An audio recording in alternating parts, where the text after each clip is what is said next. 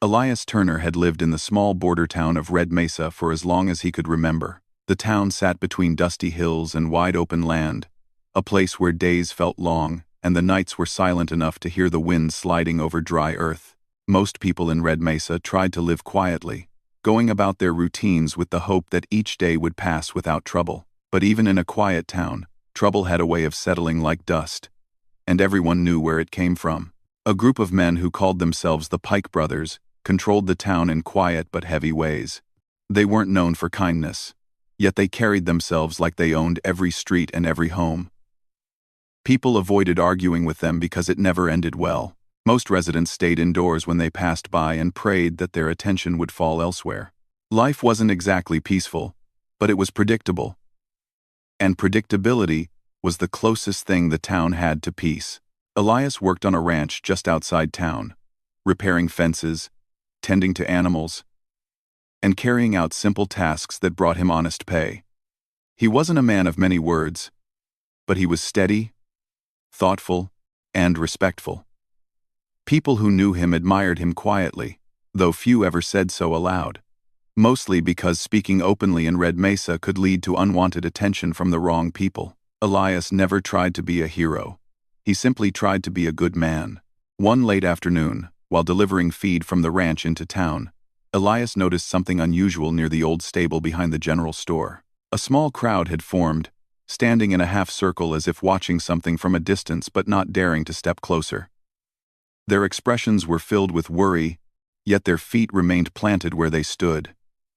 Elias paused mid-step, sensing something was wrong. He wasn't a man who meddled in others' business, but there was a kind of stillness in the air that told him something wasn't right.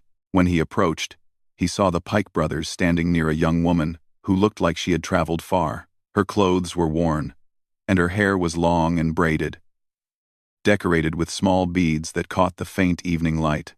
She was an Apache woman, clearly from a nearby tribe. Her posture was calm, but firm. There was no fear in her eyes, only a deep dignity that made Elias stop where he stood.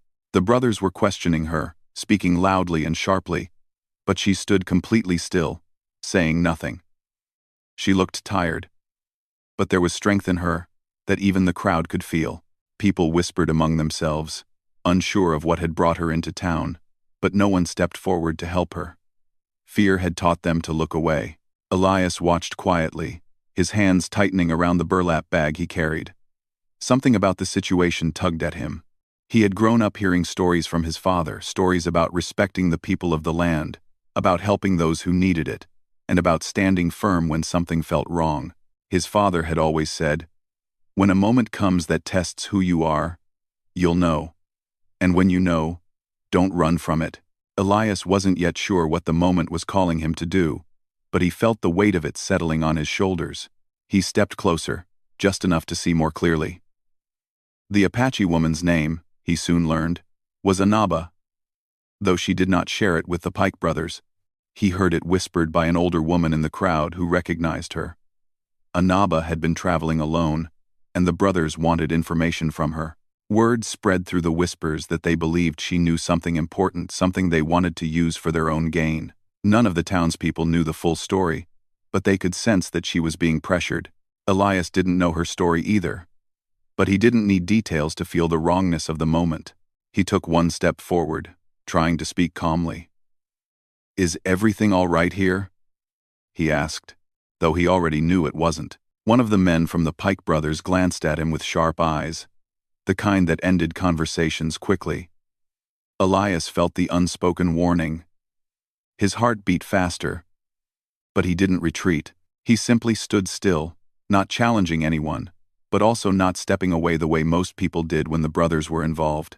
The town fell into an uncomfortable silence. Everyone stared at Elias, surprised he had spoken at all. Even the wind seemed to pause. Anaba lifted her head slightly, her eyes meeting his for a brief moment. In that single second, Elias saw something in her gaze, not fear, not defeat, but a strong, steady endurance. It reminded him of the stories his father used to tell about people who protected their families with quiet bravery. Elias knew there was little he could do in that moment. Speaking up again would only worsen the situation. So he waited, hoping things would calm down.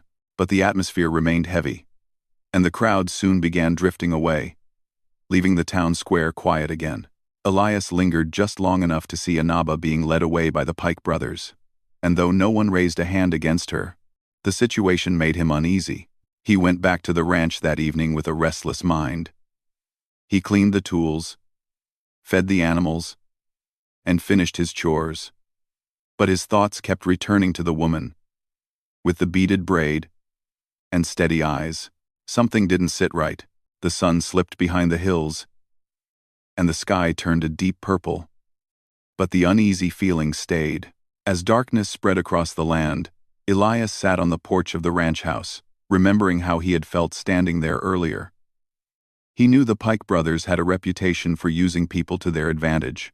They didn't care who got hurt as long as they got what they wanted. He thought about Inaba traveling alone, facing strangers who didn't understand her or her people. He wondered whether she had anyone waiting for her, whether someone out there was hoping she would come home safely.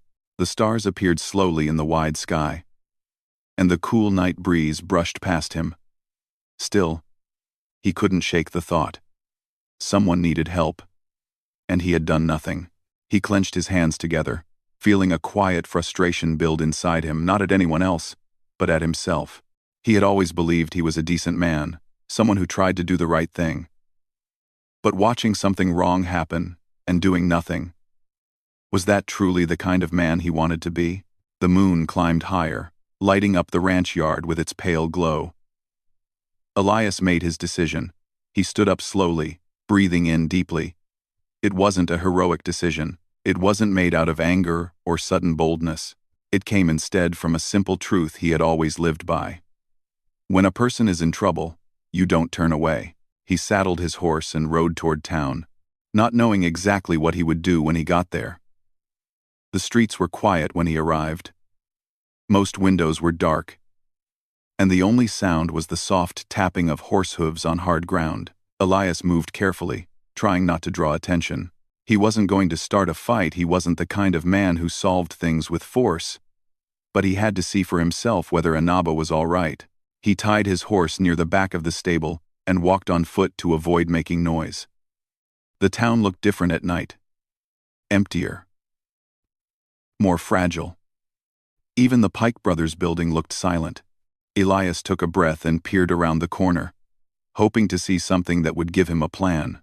Instead, he saw the faint glow of lamplight in a window and shadows moving inside. Voices carried softly through the air. Too quiet to understand, but sharp enough to show something important was happening. Elias stepped back, his mind racing. He knew he couldn't just walk in. But he also knew the men inside didn't have good intentions. The worry in his chest grew heavier. He leaned against the wall and thought about his father again, about how he had once taken in 2 travelers who had nowhere else to go. People had called him foolish, but his father had only smiled and said, "Kindness always costs something. The question is whether you're willing to pay the price for who you want to be." Elias closed his eyes briefly. He understood now. He wasn't sure what the price would be, but he knew he was ready to pay it. For Inaba, for the person he wanted to be, for the simple belief that no one deserved to face cruelty alone. And as the moon shined softly across Red Mesa, Elias prepared himself for the dawn that would change his life forever. Elias stood in the quiet alley behind the Pike brothers' building, trying to gather his thoughts. The night felt heavier than before, as if the air itself understood the weight of the decision he was about to make. The soft glow from the small window flickered, shadows shifting inside. He knew Inaba was somewhere in that building, possibly tired, possibly confused, and very likely worried. He didn't know why the brothers had insisted on keeping her there until morning, but he understood clearly that they wanted something from her, something she had chosen not to share. The more he thought about it, the more he realized that his presence here was not an accident. Something had pushed him from the ranch to this place. Something strong enough to make a quiet, ordinary man step into a situation bigger than himself. He didn't see himself as brave. He simply felt unable to stay away. A slow breath left his lips as he stepped away from the wall. If he wanted to help, he knew he would need to speak to Cordell Pike. the one who made decisions for the group. Cordell was not known for kindness, but he was known for doing business. People in town often said that he valued money more than anything else. That gave Elias a small window of hope. He didn't know how things would unfold, but he held on to that one possibility. Before going inside, Elias glanced at the sky. The moon was still high, and he estimated that he had several hours before dawn. He knew the brothers were planning something at sunrise, though he didn't know exactly what. But whatever it was, he didn't want Anaba to face it. He walked around to the front door of the building. The wooden steps creaked under his boots as he climbed them. He hesitated only a moment before knocking. His heart thudded in his chest, in a slow, steady rhythm. The door opened slightly, and a man peered out, clearly surprised to see Elias standing there at such a late hour. "Cordell awake?" Elias asked calmly, keeping his tone steady. The man studied him for a long moment, then stepped aside. "He's inside." Elias entered the dimly lit room. A few men lounged around, talking in low voices, but they fell quiet when they saw him. Their looks were curious, not threatening, but the room held a tense stillness. Elias felt out of place, yet he didn't let the feeling stop him. His purpose outweighs his fear. Cordell Pike sat behind a wooden desk, flipping through a small stack of papers. He looked up when Elias stepped forward and raised an eyebrow. "Didn't expect to see you here," Cordell said. "Especially at this hour." Elias nodded slightly. "I came to talk." Cordell leaned back in his chair. "About what?" Elias didn't waste time. He spoke in a quiet, steady voice. "About the woman." The room became silent again. Cordell watched him closely, his face unreadable. "You mean the traveler? The one we found near town?" "Yes," Elias replied. "I'd like to take her with me." One man beside the desk let out a soft, surprised sound, but Cordell raised a hand and stopped him from speaking. "And why would you want to do that, Elias? What's she to you?" "Ninth." Elias didn't flinch under the question. "She's someone who needs help. You don't need her. And I don't want her to stay here until morning." Cordell studied him for several seconds. "You talking like a man ready to make a deal." "I am," Elias said. Cordell chuckled softly. "Well then, let's hear it. What are you offering?" Elias reached into his pocket and pulled out a small pouch. Inside was nearly everything he had saved over the years from his ranch work. It wasn't a massive fortune, but for a man like Elias, it represented years of labor. Long days in the sun, cold nights tending to animals, and every sacrifice he had ever made to build a simple life. He placed the pouch gently on the desk. Cordell opened it, his eyes scanning the contents. He looked impressed, but hid it behind a calm expression. "That's quite a lot for someone you met today." Elias lifted his chin slightly. "It's everything I have. I'm offering it if you let her leave with me." Cordell tapped the desk thoughtfully.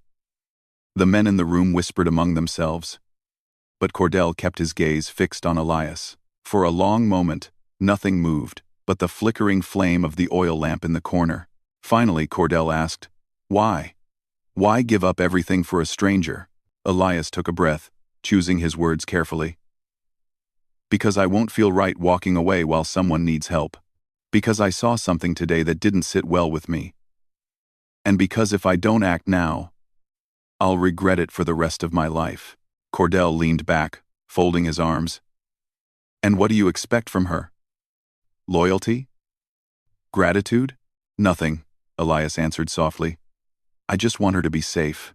The room stayed silent. Elias could feel the men studying him, trying to understand what kind of man would give up so much for someone he didn't know. But Cordell was a businessman at heart. When he looked at the pouch again, the decision was already forming in his mind. "All right," Cordell said at last. "You have a deal." Elias felt the tension in his chest loosen slightly, though he kept his expression calm. "Where is she?" Cordell gestured toward a door in the back. "One of the rooms. She's resting. You can take her." Elias nodded and turned toward the hallway. As he walked past the men, none of them said a word. Maybe they were surprised. Maybe they didn't understand. but they watched him with a strange kind of respect, as if they recognized the weight of his choice. He opened the door slowly. Inside, the room was small and quiet, lit only by a single lantern. Anaba sat near the wall, alert but calm. She looked up when she saw Elias enter. Their eyes met, and for a moment, neither of them spoke. Elias stepped closer, making sure his voice was gentle. "You're free to go now. You can come with me." Anaba looked uncertain at first.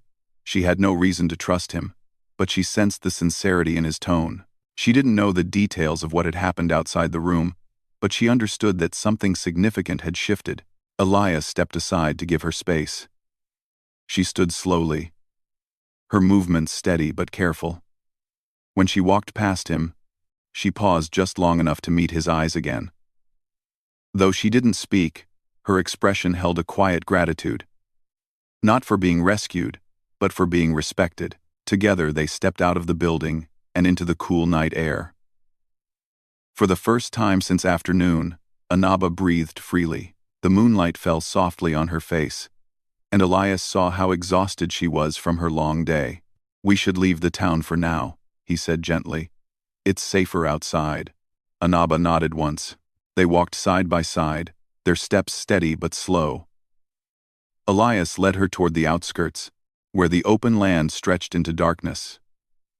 The streets were quiet, but the silence felt peaceful now that they were leaving behind the strange tension of the town. As they reached the edge of Red Mesa, Elias noticed how she looked around, taking in the land as if determining where she was. She seemed thoughtful, observing every detail with calm focus. When they reached the line shack near the old ranch trail, Elias stopped. "We can rest here for the night. It's not much, but it's safe." Anaba surveyed the small place before stepping inside. Elias followed, placing a lantern on the table to bring a soft, warm glow into the room. He gave her some water and food, keeping his distance to allow her space. Anaba accepted quietly, the calmness returning to her expression as she ate slowly. Elias sat across from her, not speaking unless she met his gaze. He didn't want to overwhelm her with questions or talk. He simply wanted her to feel safe. For a long while, the only sounds were the soft rustling of night wind outside and the faint crackle of the lantern flame. Finally, Anaba looked up at him. Her voice was soft, steady, and clear. "You gave something important today," she said. "Why?" Elias paused before answering. "Because I couldn't stand seeing you in trouble, and because it was the right thing to do." Anaba held his gaze for a long moment. Something in her eyes softened, not trust yet, but the beginning of understanding. "You didn't have to," she said quietly. "I know," Elias replied. "But I wanted to." Anaba nodded once, accepting his answer. She fell silent again, but this time, the quiet felt peaceful. As the night grew deeper, Elias watched over the small room, ensuring she had everything she needed. And though he didn't know what the morning would bring, he felt calm for the first time since the afternoon. He had done what he believed was right. Whatever came next, he would face it with the same steady resolve. Outside, dawn was still hours away. But inside the small shack, a gentle sense of safety settled between them, fragile, new, and quietly real. The small shack was quiet, except for the soft rustle of the night wind slipping through the cracks in the wooden walls. Elias sat on a low stool near the lantern, while Anaba rested on a folded blanket he had laid out for her. The room was simple, just a table, 2 chairs, and the gentle glow of the lantern that made their shadows stretch long across the floor. But compared to the tension of town, the shack felt peaceful, almost safe. Elias didn't sleep much that night. He stayed awake not because he was afraid, but because his mind was full. He had given up all his savings, everything he had worked for, without hesitation, yet he felt no regret. In fact, he felt lighter, as if something inside him had opened. But he also wondered what came next.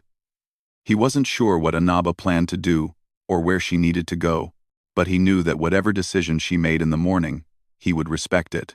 Anaba rested quietly for a long time. Her breathing became slow and steady, and Elias felt relieved knowing she had a chance to relax. She had looked tired ever since he first saw her, and now that she was finally safe, the exhaustion had settled onto her like a gentle blanket. A few hours passed, and the sky outside slowly shifted from dark blue to pale gray. Dawn was still some distance away, but the signs of morning were beginning to appear. Elias rose quietly and stepped outside. The cool air touched his face, refreshing him after a long night of thinking. He looked at the horizon, still wrapped in early shadow, and wondered what stories Anaba carried inside her. He hadn't asked. He decided he wouldn't ask unless she wanted to share. When he returned inside, Anaba was awake, sitting up with her hands folded neatly in her lap. She looked calmer, more centered than the night before. Her long braid fell gently over her shoulder, decorated with the same small beads that had caught his eye in the town square. Elias offered her a slight smile. "Morning. I hope you rested well." She nodded. "Yes, thank you." Her voice was soft, but stronger than before. Elias took that as a good sign. He poured some water into a cup and handed it to her. She accepted it with a small nod of appreciation. After a few moments of quiet, she looked at him more directly, as if she had decided something during the night. "You did something very kind," she said gently. "But you don't know why I was in town." "I don't need to know," Elias replied. "You didn't owe me an explanation." Anaba studied him for a moment, perhaps surprised by his answer. Most people, she knew, would have wanted something in return: details, gratitude, promises. But Elias asked for none of that. Still, she seemed ready to speak. Maybe she felt she should. Or maybe the quiet inside the small shack had given her space to breathe freely for the first time in days. She lowered her eyes slightly, gathering her thoughts. "My people were traveling through the hills," she began softly. "There has been a long dry season. We needed a safe path to find water. A group of our children went ahead with a few guides. We believed they would reach the springs before night." Elias listened patiently, his expression calm and attentive. "I followed behind to bring supplies," she continued. "But when I reached the trail, I realized the guides and children had changed their path to avoid being seen. It was a wise choice, but it meant I arrived near town alone, without knowing which direction they took next." Elias nodded slowly. "So you weren't lost. You were looking for them." "Yes." Anaba's voice grew steadier. "The people in town did not understand why I was passing through. They asked questions I could not answer, because the children's safety depended on it. I had to protect their path. Even if I knew the way, I could not share it." Elias felt a quiet respect grow inside him. The strength in her voice was not loud or forceful. It was calm and rooted, like the quiet firmness of the earth beneath their feet. He spoke softly. "That must have been difficult." She nodded. "It was." Elias waited, giving her space. She seemed to appreciate that. After a pause, she continued. "I knew I had to reach my people before sunrise. They would be waiting for me, and I knew that if I said too much in town, it could cause trouble for those children." Her eyes lifted to meet his, full of sincerity. "I could not risk that, no matter what it cost me." Elias felt something inside him shift, a gentle understanding of the weight she carried. "You did the right thing," he said quietly. Anaba exhaled slowly, as if releasing a burden she had held close. The lantern's light flickered softly between them, filling the room with a warm glow. For a moment, neither of them spoke. Instead, a natural peace settled between them, the kind that forms when two people understand each other without needing many words. Elias leaned slightly forward. "If you still need to find your people, I can help you reach them safely." Anaba seemed surprised at first, then thoughtful. "You have already done enough. I do not want to bring more difficulty to you." Elias shook his head.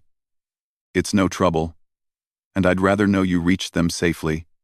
Besides," he smiled faintly, "I have nothing left in town anyway." "Well," Anaba gave him a gentle look, filled with quiet gratitude. She didn't speak immediately. Instead, she seemed to be thinking deeply, weighing something in her heart. "What you did," she said softly, "was not something small. You traded many years of your life. That is something I will not forget. Elias shrugged lightly. It was just money. What you were protecting was far more important. The silence that followed felt warm, not empty. They sat across from each other as the sky slowly lightened outside.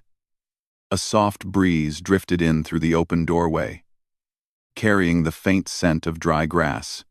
After some time, Anaba asked, "Why did you come back for me last night?" Elias paused thoughtfully. "I don't think there was one reason. It felt wrong to ignore what was happening in town. And I kept thinking about how my father used to say that a person's character is tested in moments when doing nothing seems easier." Anaba listened carefully. "I didn't want to look back years from now and wonder what I could have done," he continued. "I wanted to be able to say I did something, even if it was small." A gentle expression settled on Anaba's face. "Sometimes," she said, "a small act can change the direction of many lives." Elias felt her words sink deeply into him. As the first warm rays of morning sunlight slid across the floor, the world outside the shack transformed. Shadows softened. Birds began to chirp softly in the distance. The stillness of the night faded into the gentle hum of a new day. Anaba stood and walked to the doorway. Elias followed, stopping beside her. Together, they looked out at the quiet land, stretching toward the hills. "I must return to my people," Anaba said after a moment. "But if I go alone, the path may take too long. You know these lands. Your help could guide me more quickly." Elias nodded. "Then I'll walk with you." Anaba turned to look at him. This time, there was no hesitation in her eyes. There was trust. New, fragile, but real. "I will travel with you until sunrise," she said softly. "And then I will lead the rest of the way." Elias agreed with a gentle smile. They stepped out of the shack and began walking side by side. The early morning felt cool against their skin, and the quiet rhythm of their footsteps blended with the soft sounds of nature waking around them. As they moved toward the hills, something unspoken formed between them. Not a promise, not an obligation, but a shared understanding. They had met as strangers, but the choices made in one long night had brought them together in a way neither expected. And with the golden light of dawn touching the land, Anaba walked beside Elias by her own choice, not because he saved her, not because she owed him, but because trust had quietly taken root in both their hearts. The night passed slowly, and by the time the first light of dawn touched the distant hills, Mateo and Nyasha were already awake. Neither of them had slept well. Their minds were filled with thoughts about what the next day would bring. Mateo stood outside the small cabin, looking at the quiet land, stretching far into the horizon. The sky held a soft pink color, the kind that appears only for a few minutes before sunrise. It reminded him of hope, small, gentle, and beautiful. Inside the cabin, Nyasha prepared her few belongings. She did not have much, only a small woven bag, a warm shawl, and some handmade items she planned to gift Mateo's mother. She moved carefully, as if every object carried a memory. Although she was calm on the outside, her heart felt heavy, wondering whether she would be welcomed or judged in Mateo's world. She had grown up hearing stories about how different life was outside her community, and she did not know what kind of people she might meet. When she stepped outside, she saw Mateo waiting for her. His expression softened the moment he saw her. For a few seconds, they both stood silently, sharing the peace of the early morning. "Are you ready?" Mateo asked gently. She nodded. "Yes, but my heart is full of many questions." "I know," he replied, "but we will face everything together." They began their walk toward the town. Mateo had left his horse with a friend, so they had to go on foot. The path was long, but the morning breeze made it pleasant. As they walked, he told her stories about the people he grew up with, the fields he used to run through as a child, and the little river where he learned to fish. Nyasha listened with curious eyes, trying to imagine his life before their worlds met. She then shared stories of her own childhood, learning how to weave with her grandmother, watching her mother prepare meals with songs, and spending evenings listening to the old storytellers who spoke of wisdom, patience, and kindness. Mateo found himself smiling often. Every detail she shared made him admire her even more. By the time the sun climbed higher, they reached the edge of the small town. The buildings stood close together, smoke rising from chimneys, and people moving about with morning tasks. Nyasha paused, taking a deep breath. This place looked nothing like her home. The sounds, the smells, the pace, everything felt new. Mateo noticed her hesitation and touched her hand lightly. "You are safe with me," he said in a steady voice. She nodded, trusting him completely. They walked through the town, and a few heads turned in curiosity. It wasn't common to see someone like Nyasha here, dressed in traditional clothing, walking confidently beside Mateo. Some people whispered, not unkindly, just surprised. Others simply watched quietly, unsure of what to think. Mateo kept his head high, staying close to her. Soon they reached his family's house, a modest but warm-looking home with a small wooden fence and flowering plants near the door. Mateo's mother stood outside feeding the chickens, and when she noticed them approaching, she wiped her hands on her apron and came forward. For a moment, she studied Nyasha with a thoughtful expression. Nyasha stood straight, holding herself with quiet dignity. Mateo's mother then smiled warmly, a genuine smile that reached her eyes. "You must be the young woman I've been hearing so much about," she said kindly. Nyasha felt a wave of relief. She respectfully handed the small handmade gifts she had brought. Mateo's mother accepted them with both hands, appreciating the gesture. "These are beautiful," she said. "Come inside. You both must be tired." The home felt cozy and comforting. A soft smell of fresh bread filled the air. Nyasha looked around with curiosity. Everything was very different from her own home, but pleasant. Mateo's mother offered them water and set breakfast on the table. She asked gentle questions where Nyasha grew up, what she enjoyed doing, what brought her here. Nyasha answered calmly, grateful for the kindness. As the morning turned into afternoon, Mateo helped his father in the field while his mother and Nyasha spent time together. Mateo's mother showed her how she prepared meals, and Nyasha shared a few simple recipes from her own culture. They discovered that although their ways were different, many things were rooted in the same feelings: family, care, and tradition. By evening, the small house felt warmer, filled with quiet conversations and new understanding. Later, Mateo and Nyasha took a walk near the river. The water reflected the orange glow of the sunset, and birds flew across the sky. Returning to their nests, they stopped near a large old tree where Mateo used to sit during his childhood. "I never thought my life would change this much," Mateo said softly. "Meeting you has taught me so many things." Nyasha looked at the river, watching the ripples spread gently. "My life also changed when you stepped into it. I was unsure at first, but your patience made me feel seen. You respected my ways, and that means more than anything." He took a slow breath. "I want you to know, whatever path life takes us on, you will never walk alone."